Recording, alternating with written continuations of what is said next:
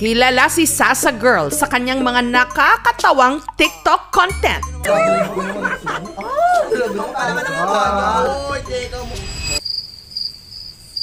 So ganyan kayo, ha?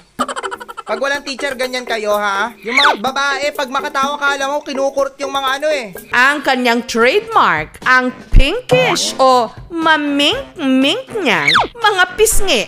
Pero ang fresh face sa social media, meron daw mga ka-multiverse o kahilatsa. Isa sa kanila, na-detect namin sa Lingayen, Pangasinan, si Christian aka Sasa Boy. Sa angle po ng guhit ng muka tapos po sa mata. Nakakaloka! Diyos ko! Hilat siya ng mukha ko talaga yan ako.